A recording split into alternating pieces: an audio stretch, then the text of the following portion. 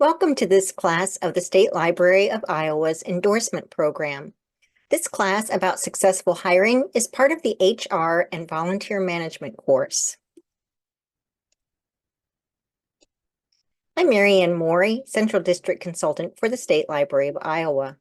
By the end of this session, you should be more comfortable with understanding the various steps involved in the hiring process, as well as recognizing how to implement them into your own library's hiring process.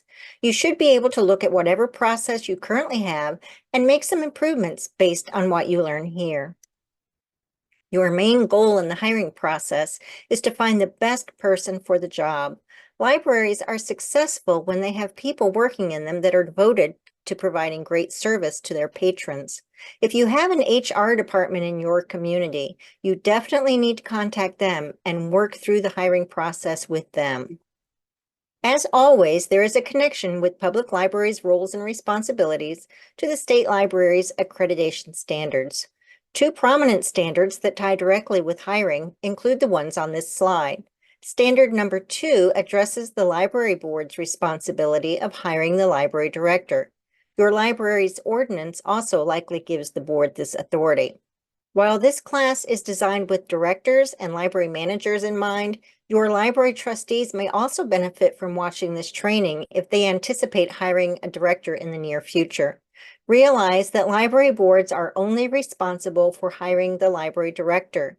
It is the director or other designated library manager who is responsible for hiring other library staff. Another accreditation standard that applies to hiring is standard number 24, which requires the library to hire staff based on the library's size code, which is based on city population. This is a Tier 2 standard. As you can see in the chart, the number of staff requirements vary according to population size. Usually, the director will be responsible for hiring, evaluating, and disciplining other library staff, although in larger libraries, this responsibility could fall to other supervisory staff. Let's look at the various steps involved in ensuring that whenever you hire, Let's look at the various steps involved in ensuring that whenever you need to hire staff, you do it right the first time. Hiring someone can be an expensive and often time-consuming process, so you want to make sure you hire the right person and do not have to frequently repeat the process due to unsatisfactory hires. However, realize that if you do go through the process and you aren't happy with the candidates, you don't have to hire from that pool of applicants. You should not hesitate to repost the position again. You don't want to settle for an unqualified candidate just because they applied, since dealing with potential employee issues down the road is much harder than conducting the search again. Let's look at each of these 7 steps in a bit more detail. The steps are deciding to hire, creating the job description, advertising the opening, screening the applicants, interviewing the most qualified and promising candidates, checking references of the person you anticipate hiring, and extending the offer. When you think you need to hire, you first of all need to determine if this is a position that actually needs to be filled. You should address the following questions when a vacancy occurs at your library, as well as when you feel the need to create a new position. Some questions to ask include these. Do we need this position, or has the role become obsolete? Has demand for the role decreased? If so, can this position be combined with another position or split among several existing positions?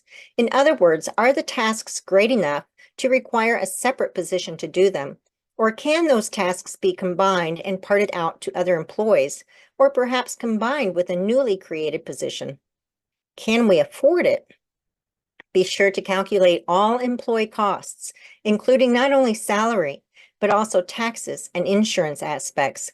Consider the annual effects on your library's budget.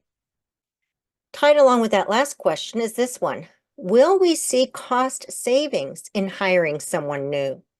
As an example, if you don't have a dedicated shelver at your busy library, and your higher paid staff is having to perform the task of shelving, it might behoove the library to hire a part-time shelver to do this job, which could actually save the library money in the long run. Do we need the same duties in this position as the outgoing employee performed, or should we make changes? While you might determine that you do need to fill the position, you want to consider if you want the job duties to remain the same. If not, this is your opportunity to review and revise the job description, and be sure to see the HR and volunteer management class about job descriptions for more about that. Once you've determined that you do need a new person, then move to the next step, which is to review and possibly update the existing job description or create a new one if you don't already have one. If the employee who left had been in the position for a long time, most likely the job description will need to be updated since many of the duties probably changed over time. There is a separate class in this endorsement course, as I mentioned earlier, on job descriptions, so we won't spend a lot of time on this step. But you do want to consider these things: your expectations for the position and/or your library's needs for the position, a listing of the primary tasks required most of the time, an outline of the job's various duties, the qualifications you expect from a candidate fulfilling the role, any supervisory details such as who oversees the position and whether or not the position itself oversees anyone else, KSAs. How well an applicant can show that they match the position's defined KSAs determines whether that person will be seriously considered for the job. K stands for knowledge in budgets or grant writing experience, or a library science degree or having other educational requirements. S is for skills perhaps in using an ILS, yours or a similar automation system. Keyboarding, skills with various software such as Microsoft Office products or newsletter software. And A is for abilities, working successfully with teens or children, having an ability to oversee budgets or employees, or to work with diverse communities, etc. Your job description will be the basis for your job posting, the criteria upon which you evaluate applicants, and the evaluation guide when it's time to evaluate your newly hired employee. So it's an extremely important document, and you don't want to skip the step of updating or creating the job description. It's vitally important for this reason, and you don't want to skip this step. Be sure to watch the class about job descriptions in detail to learn more. Before you move to the next step, you will want to talk with your city and your library board about hours, wages, benefits, etc. Also learn if your city will cover travel expenses for any out-of-town or out-of-state applicants you may bring in for an interview. In most cases, they don't, but it never hurts to ask. Your city can also assist you with knowing what forms need to be completed by any potential applicants. If your city has a mandatory employee application form, you'll need to use that as well. Remember that library employees are city employees, so you need to ensure that your library employees are following citywide guidelines and expectations for city employees. New employees will have a lot of paperwork to complete as a city employee, so you'll want to be aware of all of that. Also be aware of any mandatory testing your city may require, such as drug or background checks. Include mention of any such testing requirements in your job posting. It's wise to have all of those ducks in a row and to post in the job description the fact that you offer competitive benefits or a great insurance plan and the salary range. Some people may tell you not to post the salary range in the job ad, but I believe it saves a lot of time on your part and on the part of the applicants. For instance, if a job seeker sees your job post with no salary range, goes online and thinks your library looks like one that could afford a $50,000 salary, and they apply for the job, and you take the time to interview the person and offer them the job, and then the applicant realizes you can't pay anywhere near that salary range, you've all wasted a lot of time and energy. Be upfront to begin with, and you'll get the applicants that you could be searching for. The next step is to advertise or post the job opening. Because the library is a city department, you cannot just hire someone or promote from in-house without posting the position and going through the interview process. A bit more on this in a moment. Be sure to include the specific requirements for the position, that is, degrees, training, experience, etc. Also determine the amount of time you want the position posted. You want to give enough time for people to see it and be able to respond, but not so much time that it gets lost and forgotten. Usually no more than a month, but this also varies depending on the job. You can post your job on the State Library of Iowa's job list site for free. You'll also want to post it on your library and city websites. You can post notices around town, at your library, at other neighboring libraries, on Library Talk, the state library's discussion forum, and sites such as Iowa Works. The American Library Association also has a job listing site, but you have to pay to list there. Larger libraries that are interested in conducting a national search will want to post to the ALA job list for sure, and they may also want to hire a professional recruitment agency to assist with the nationwide search. Smaller libraries will likely have as much luck using the state library's job list and Library Talk. The Association for Rural and Small Libraries, ARSL, also has a job list, so smaller libraries might see some results by posting there, especially if their library is near one of Iowa's borders. You should also post physical job postings wherever you post your library board agendas. Depending on the position, you might also try posting the opening at the local high school or any colleges near you. Remember that your job description is going to form the basis for your job posting or ad. Be sure to specify exactly what you want or need the applicant to submit. For example, cover letter and resume, or cover letter, resume, and list of 3 references, or completed city application, cover letter, and resume. Be specific. It can almost become a test to see if the applicant can follow directions. Also, be sure to include a contact that interested candidates can use if they have any questions about the position. The contact will likely be the library director.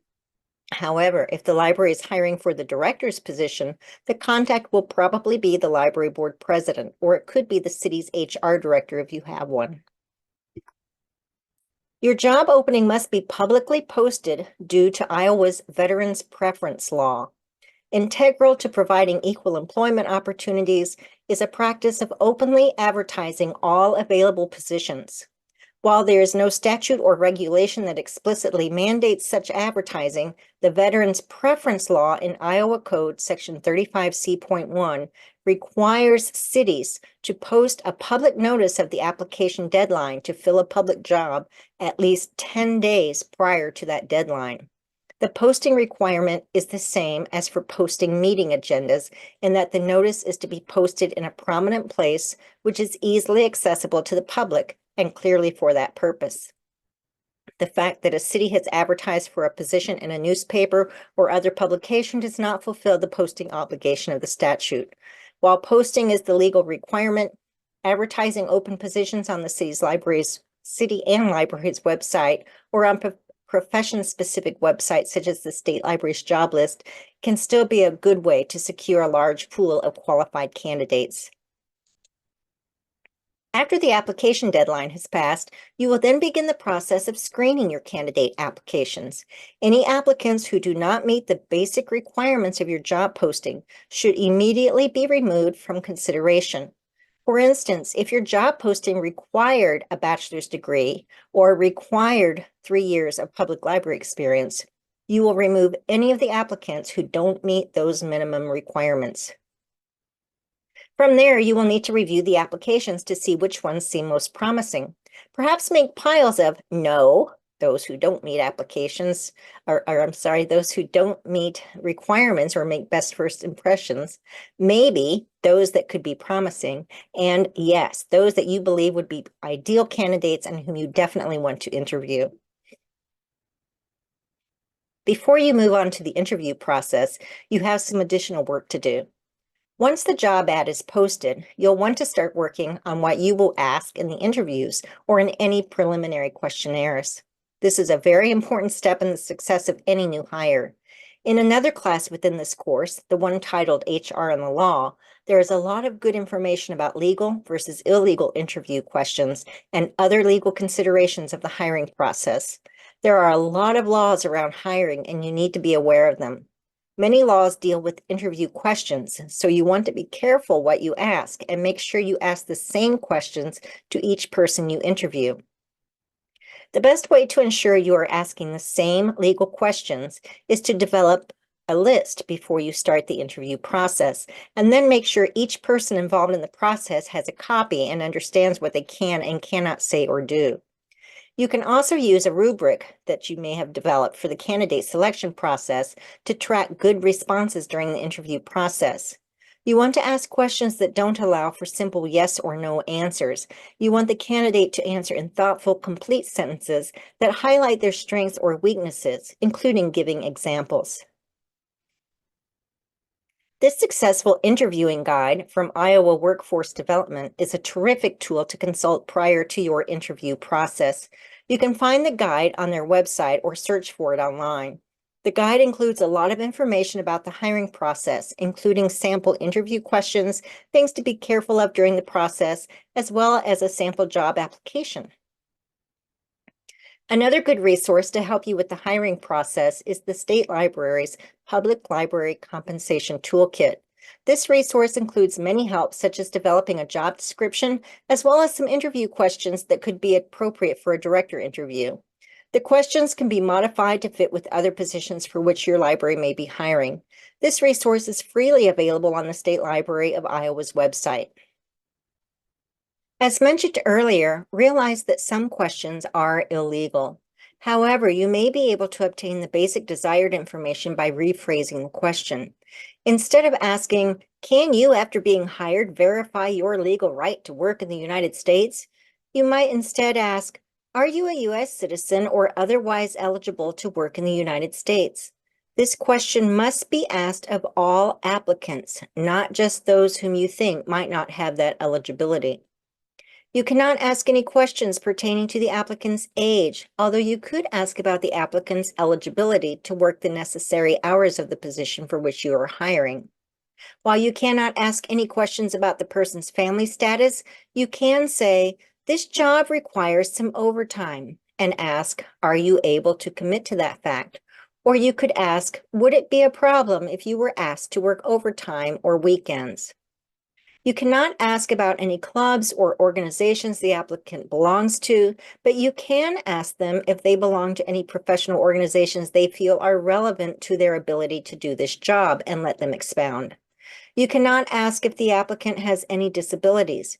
You can, however, say, "This job requires that from time to time you are able to lift or push up to 50 pounds. Are you able to do that?" Or, assuming you have thoroughly described the job duties, you can ask, "Are you able to perform the essential duties of this job without reasonable accommodations?" There are other similar examples and more than the ones noted here. Refer to our class about HR and the law for more information. The aforementioned Iowa Workforce Development Successful Interviewing Guide also has good information about how to avoid discrimination during the hiring process, as well as many sample interview questions you can use. Realize that there are also labor laws affecting the minimum age of employees, the hours they can work, and the types of duties they can perform. To stay abreast of these laws and to have the most current information, it is easiest and most accurate to refer to the Iowa Division of Labor's Child Labor website. If you have employed 14 or 15-year-olds in the past, please note that in 2023, significant changes were made to previous laws. Visit the Iowa Division of Labor website and click on any links of interest. Refer to the division's contact information on their website if you still have unanswered questions. The Division of Labor also has a brochure titled "Hiring Iowa Teens, a Guide for Employers about Iowa Child Labor Law" that you'll want to review. The brochure is available from the Division of Labor's website. Although you've already done the screen candidate step, this next step is where you go through the viable applications. Depending on how many applicants you have, this may be a time-consuming project. One way to do this is to develop a rubric or spreadsheet that will be used to evaluate candidates based on their answers, as well as their KSAs and other criteria indicated in the job ad. You will want to document the criteria and comments you used in the evaluation of the applications and interviews. One reason for doing this step is because many HR departments require proof of the review process. A candidate has the right to contest a hiring decision for various reasons, and a lawyer is going to need to see notes and reasons why one particular candidate was selected over another. If you have a huge number of applicants, you can further condense your list by compiling a short list that you interview by phone. For instance, from the 30 applications you get, you narrow it down to 8 or 10 and phone them to do an online interview. From those interviews, you can then narrow it down to 3 or 4 applicants that you invite for an in-person interview. Basically, at this point, you're setting aside the candidates who fulfill your requirements and desires set forth in your job description. The goal, of course, is to find the ideal employee, but remember that the ideal is based upon those required and preferred attributes that you set forth in your job description and noted in your job posting. This is why it's so critical to have both a good job description and an accurate job posting. You should now be ready to interview your final candidates. Here are a few steps to guide you through that process. Decide if you're going to do the interviewing alone. Some people find it helpful to have a second person assist with interviews in order to get that other person's perspective. This second person could be your assistant director, your board president, or other trustee, but just remember that the director hires other staff, not the board. And it may be your city's HR person if you're lucky enough to have one, or another person from the city, such as your city administrator or clerk, someone you're comfortable working with. Remember, though, that the director hires other staff, and you do not have to have a second person with you in the interview if you don't feel a need for that. Review your job description and job posting before the interview to remind yourself of what you're looking for.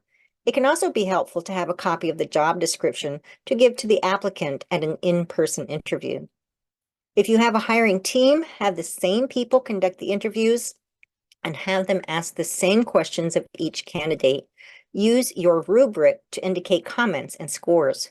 Be sure to clear your calendar of other obligations when you conduct the interviews, and schedule the interviews when you won't be disturbed, so either when the library is closed or when you have other people working the front desk for you.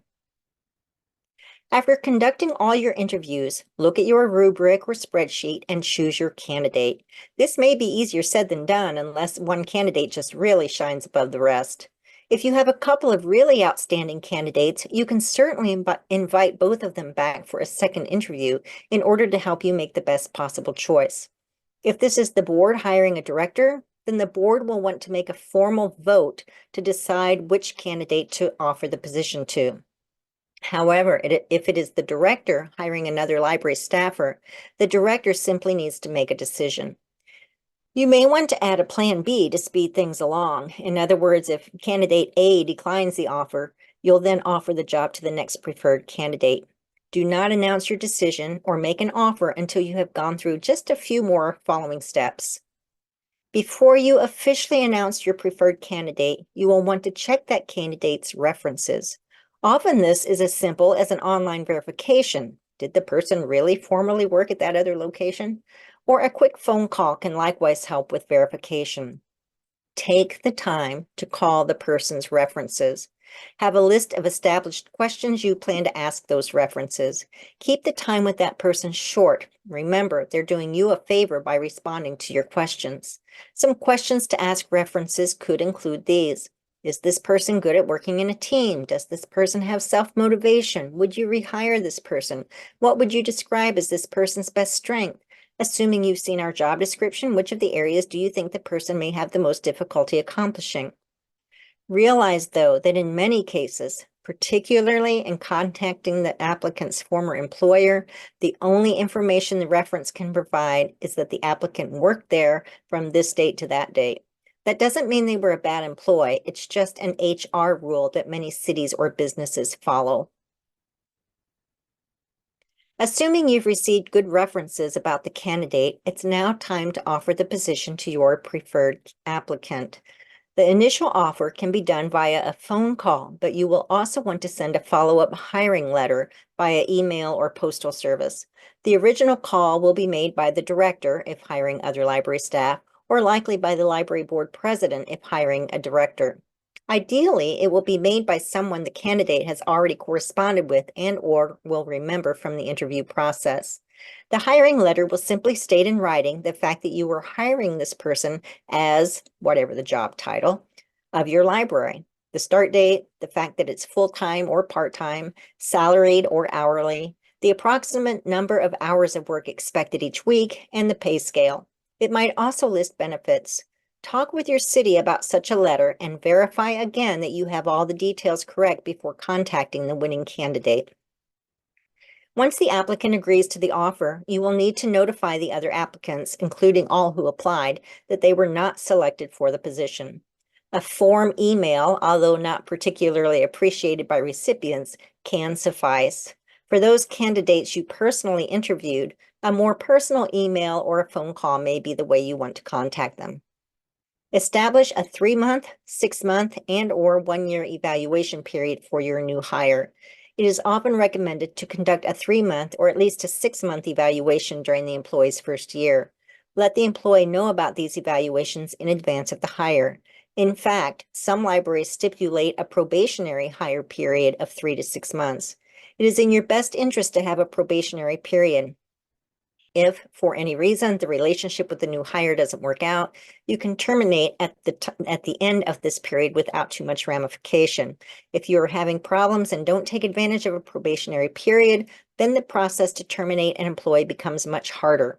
Of course, the new employee might also decide that the job isn't what they were expecting and use this time to decide not to stay.